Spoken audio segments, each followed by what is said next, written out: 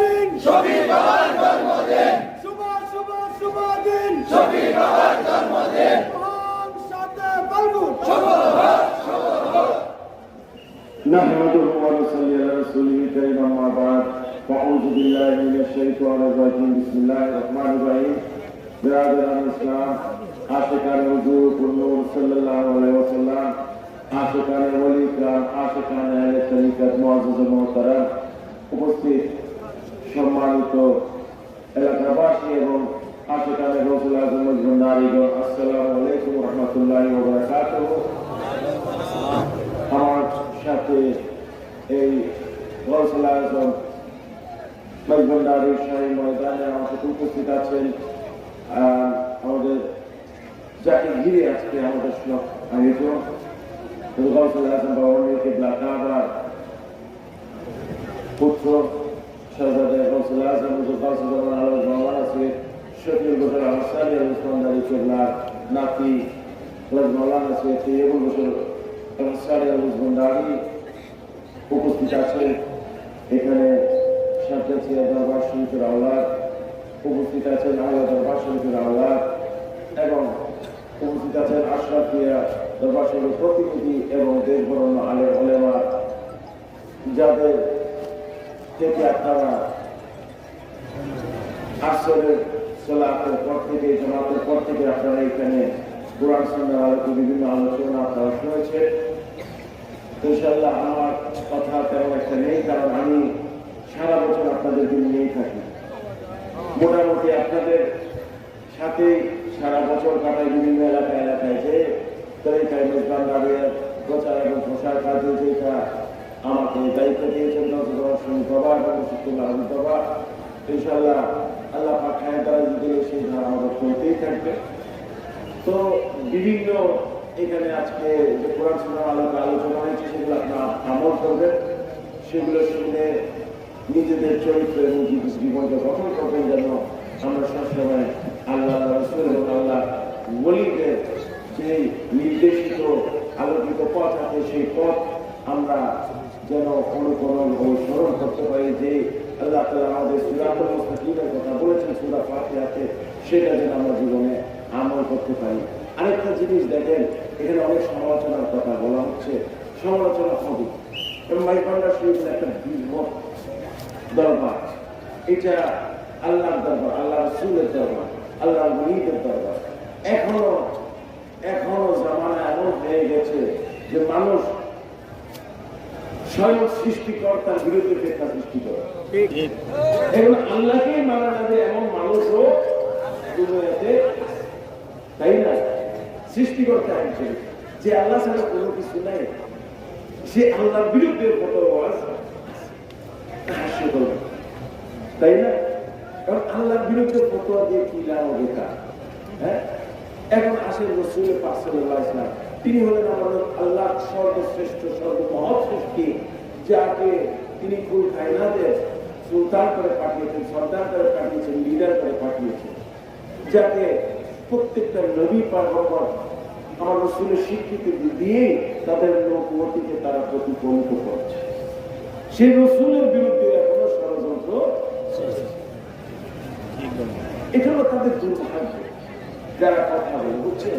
তো একটা জিনিস কি দেখেন, ঠিক একইভাবে আমার গৌসুল আজম মজবুরনারীর বিরুদ্ধে, তরিকা মজবুরের বিরুদ্ধে মানুষ কথা বলছে। আপনারা ভূমিকম্প বুঝেন? হ্যাঁ, ভূমিকম্পে কি হয়, ভূমিকম্প কখন হবে কিছু বলা যায়? এখনো বিজ্ঞানীরা বলতে পারে? হ্যাঁ, আল্লাহ কখন কি করবে বলতে পারবেন? হ্যাঁ, তিনি হলো কোন কায়নাতের মালিক, আল্লাহ আল্লাহর মর্জিতে চলে, আপনার মর্জিতে চলে না, কোনো প্রেডিকশন নাই আল্লাহ নিয়ে, ঠিক না? আমার রাসূল পাক সাল্লাল্লাহু আলাইহি ওয়াসাল্লাম অনেকে ওনাকে উম্মে লাকব দেয়, এটা হলো একটা দুর্ভাগ্যবশত। এটা হলো যাদের নিজেদের শিক্ষা কম, তারা আমার নবীকে নিয়ে ধরে কথা বলে। এই যে একটু আগে আমার শাহজাদা শরীফের শাহজাদা, তিনি আপনাদের সূরা নাজল থেকে একটা আয়াতে কারিমা শুনিয়েছিলেন, যেখানে আমাদের রাসূল পাক সাল্লাল্লাহু আলাইহি ওয়াসাল্লাম আমার আল্লাহর সাথে মেরাজে গেছেন। সেখানে একটা আয়াতে কারিমা আছে, সূরা মারিয়াম, আল্লাহ আছে আল্লাহ নিজে আমার রাসূলের শিক্ষক, সকল কিছু দান করেছেন, সকল জ্ঞান, সকল ইলম দান করেছেন। আমার আল্লাহ রাসূল দুনিয়াবি কোনো জ্ঞান বা শক্তিতে নির্ভরশীল, তিনি আসমানি শক্তিতে নির্ভরশীল, তিনি ওনার শক্তি আছে উপর থেকে। আর আমরা যদি মাইজবান্ডার দ্বারা আল্লাহ রাসূলের দরবারে থাকি, আমাদের হেফাজতকারী এবং আমাদের শক্তিদানকারীও হলে। একটু আগে ভূমিকম্পের কথা বলেছিলাম, দেখেন ভূমিকম্প একটা জায়গায় হয় 500 কিলোমিটার 1000 কিলোমিটার দূরেও বলে যে ফাটল হয়েছে, জিনিস করেছে। মাইজবান্ডার দরবার শরীফে সেরকম দরকার, ঠিক না? মাইজবান্ডার শরীফে একটু কিছু বললে সারা বাংলাদেশ কেঁপে উঠে, সারা বিশ্ব কেঁপে, তাই এত আলোচনা সমালোচনা। এটা নিয়ে এত মাথা ঘামাইবেন, কারণ মাইজবান্ডার দরবার শরীফ হলো আলে রাসূলের দরবার, আলে বাইতের দরবার, যার ওয়াজ, যার খালাক আল্লাহ তাআলার তরফ থেকে এসেছে। এটা আল্লাহই বলে দিয়েছেন। আমাদের ভিত্তি হলো কোরআন শরীফ, যেটা আল্লাহর কালাম। মাইজবান্ডার দরবার শরীফ কোন ব্যক্তির ফতোয়ার উপর বা বয়ানের উপর নির্ভরশীল নয়, আল্লাহর তরফ থেকে এসেছে। আল্লাহর রাসূল ওনার নাসর থেকে এসেছে মাইজবান্ডার দরবার শরীফ, ওনার রক্ত থেকে এসেছে মাইজবান্ডার দরবার শরীফ। আমার রাসূলের বিরুদ্ধে তিনি হায়াতে যতদিন নবুয়তি তিনি সারা আরব বিশ্বে তিনি এখান থেকে ওখানে গেলেন, সব মানুষকে কোরআন সুন্নাহর আলোকে আলোকিত করলেন। আমার রাসূলের বিরুদ্ধে ষড়যন্ত্র হয়েছে না? তো ঠিক আছে, এখানে হচ্ছে সেটা। তাই বলে কি আল্লাহ জিকির থেমে গেছে এই দুনিয়াতে? আমার রাসূলের দুরূদ থেমে গেছে এই দুনিয়াতে? কোরআন সুন্নাহর প্রচার থেমে গেছে এই দুনিয়াতে? যেই ব্যক্তি বা যে সৃষ্টি বা যে সংগঠন ওই শক্তিতে তাদের দৈনন্দিন কার্যকলাপ তারা করে থাকে, তাদেরকে তো দুনিয়ার কোনো শক্তি পরাস্ত করতে পারবে? যদি কোনোদিন কিছু শেষে সেটা আল্লাহর স্বয়ং শক্তিতেই, দুনিয়াবি কোনো শক্তি। আপনারা যেটা মনে রাখবেন হলো কোরআন সুন্নাহর আলোকে জীবন যাপন করতে হবে, আমার চরিত্রকে সেভাবে গঠন করতে হবে, আমার ইবাদত নামাজ সেভাবে আমার আদায় করতে হবে, নামাজ কালাম করতে হবে, জিকির আজকার করতে হবে, সমাজের মধ্যে আমার একটা অবস্থান তৈরি করতে হবে, এবং আমাদের দেখে যেন মানুষ বলে ওদের মতো আর ভালো মানুষ হয়। ঠিক যেইভাবে দেখেন এই যে কাউন্সিলর ওনারা এই জমিনে এসে শরাফতের দরবার প্রতিষ্ঠা করেছে। আমার কাউন্সিলর অন্যের মাধ্যমে দাঁড়িয়ে এসেছে, আমার কাউন্সিলর শরীরের মাধ্যমেই তো তরিকার মেজ ভান্ডারিয়ার দিকে কোনে খোলা প্রচার হয়েছে। তো ওনাদের পিছনে কি লোক লেগেছিল না? ছিল। এইগুলো কোনো নতুন কিছু নয়। আমার পিছে কে আছে আমার দেখার সময় নাই। আমার উপরে আল্লাহ আছে, রাসূল আছে, ভান্ডারি আছে, যথেষ্ট। ওনারাই আমাদেরকে পরিচালনা করবেন, ওনারাই আমাদের পরিচালনা, ওনাদের আমাদের দিক নির্দেশনা দিবেন। কারণ দেখেন কোরআন সুন্নাহর আলোকে তরিকার মেজ ভান্ডারি আপনারা যে কোনো, আমি সব জায়গায় গেলে অশ্বী বাবা বলতেন, আমি শুনেছি আই বাবা বলেছেন, এবং মাইজবান্ডার আল্লাহতে পাত্রা বলেন যে দেখেন মাইজবান্ডার দরবার শরীফের বিরুদ্ধে যদি কোনো আপনাদের কিছু থাকে এসে বলেন, সেটা কোরআন সুন্নাহর আলোকেই তো করা হচ্ছে, ঠিক না? কে কি বললো সেটাতে মাইজবান্ডার দরবার শরীফের কিছু আসে যায় না। যেই সময় কোনো কিছু ছিল না, সেই সময়ও আমার আল্লাহ ছিল, আমার রাসূল ছিল, আমার ভান্ডারি ছিল। আবার যে সময় যখন দেখবেন যে এই ইউটিউব এগুলো দিয়ে এগুলো আজকে আসে কালকে শেষ হয়ে যাবে, কতক্ষণ ফতোয়াবাজি করছি, তাই না? ঠিক না? আপনারা তো আসেন এখানে, আপনারা আসেন না সেখানে ভান্ডারি? এটা তো একটা হলো কি বলবো, একটা ফোঁটা মাইজবান্ডার দরবার শরীফের সাগরের একটা ফোঁটা এখানে উপস্থিত আছে। পুরো সাগর যদি আসে সেখানে, তাহলে সেখানে কি অবস্থা হবে বলে? এই জিনিসগুলো আপনারা খেয়াল রাখবেন। ইনশাআল্লাহ কোরআন সুন্নাহর আলোকে আপনারা নিজেদের জীবন যাপন করবেন, যেভাবে আছেন এলাকায় এলাকায় যেন সেখানে মাইজ ভান্ডারি বাড়ায়।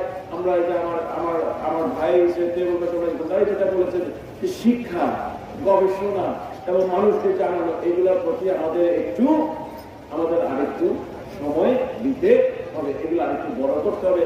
কারণ আজকাল যত কথাই বলে রাখেন, ইন্টারনেট সোশ্যাল মিডিয়া হয়ে গেছে একটা বড় প্রচারের একটা জায়গা। তো সেই জিনিসটা আপনারা একটু খেয়াল রাখবেন এবং মনে রাখবেন যে আমার কারণে যেন আমার ধর্ম, আমার তরিকা, আমার মসজিদ বিতর্কিত না। এটা আমার উপর, এটা আমার ব্যক্তিগত দায়িত্ব। আমি খুন করলে তো বাংলাদেশের প্রধানমন্ত্রীর দায়িত্ব হবে না, তাই না? কানুন তো দেওয়া আছে। আমি কি সুপ্রিম কোর্টে যে জজকে দোষী করবো না? মাইজবান্ডার দরবার শরীফ এটা কোরআন সুন্নাহ আলাদা তরিকা আপনাদের সম্পূর্ণ নিয়মাবলী দেওয়া আছে। যদি কোনো ভুল হয়ে থাকে সেটা সেই ভুল সেইভাবে তার ক্ষমা চাইতে হবে আল্লাহর কাছে, এবং সে তার নিজের চরিত্রকে, নিজের বাকি জীবনকে আমাকে সেভাবে গঠন করে নিবে, ঠিক না? একজনের একটা আইসোলেটেড যে একটা জিনিস দিয়ে তো কোনো তরিকা বা কোনো দরবার মাইজবান্ডারের মতো বিশেষ করে একটা বৃহৎ দরবার কোনো সময়, কারণ এটা হলে মানে কি বলবো, আজকে যেখানেই যাবেন সত্যি কথা বলতে এখন বাংলাদেশের যে কোনো গ্রামে যান মাইজবান্ডার দরবার শরীফের বায়াত সেই গ্রামে নাই এমন কোন এলাকা কিন্তু বাংলাদেশে। আমি পৃথিবীর বহু জায়গায় গেছি, 50টা দেশের উপরে আমি সফর করেছি। আল্লাহ পাক সেই রহমত করেছে আমাকে, যে কোনো দেশে দিয়েছে। এখন পর্যন্ত মনে হয় যে অন্তত একজন মাইজবান্ডারই হলো খুঁজে পাইছি সেই দেশে, ঠিক আছে না? এটা হলো আল্লাহ, এটা আল্লাহ প্রদত্ত ক্ষমতাতেই হয় কারণ নিজেদের মাধ্যমে। এই জিনিসটা আপনারা খেয়াল রাখবেন। আমরা যেন আমাদেরকে দেখে যেন মানুষ তরিকতের প্রতি আকর্ষিত হয়, মাইজবান্ডার দরবারের প্রতি আকর্ষিত হয়। এটা আমরা প্রত্যেকে হলাম আমার রাসূল মাইজবান্ডারের একজন প্রতিনিধি, এটা মনে রাখবেন, ঠিক আছে? আমাদেরকে দেখে যেন মানুষ বলে মাইজবান্ডারীদের মতো মানুষ হয়, তাদের মতো আশিকান হয় না, তাদের মতো আল্লাহ বান্দা এবং রাসূলের উম্মত হয় না। এই জিনিসগুলো আপনারা খেয়াল রাখবেন। আর ইনশাআল্লাহ আল্লাহ পাক তৌফিক দান করলে তো আমরা এইবার আরো অনেক রহমত আসছে সামনে। আমার বাবা আমার উরুস মুবারক এবার মাহে রমজানে পড়েছে, তো ইনশাআল্লাহ হয়তো সেটা সর্বপদের রজনীয় হতে পারে। আমরা সবাই চেষ্টা করব যেন আমরা সেই মহান দিনে আমরা তখন মাইজবান্ডার দরবার শরীফে হজরত আবার উরুস মুবারকের দিনে যেন আমরা 22 থেকে 5 এপ্রিল যেন আমরা মাইজবান্ডার দরবার শরীফে আমরা হাজির থাকতে পারি। সবাই দোয়া নেবেন, ভালোবাসা নেবেন, আন্তরিক শুভেচ্ছা নেবেন আপনাদের, এবং প্রত্যেকটা বাংলাদেশের প্রত্যেকটা কোণা থেকে এবং দেশে বিদেশে থেকে এবার অনেক মানুষ এসেছেন। আপনারা সবাইকে আন্তরিক ধন্যবাদ আমার পক্ষ থেকে। ইনশাআল্লাহ এইভাবে যেন আমরা তরিকা মাইজবান্ডারী অনুষ্ঠানগুলো আরো বড় পরিসরের সামনে আমরা করতে পারি, সেই দিকে আমাদের খেয়াল করতে হবে।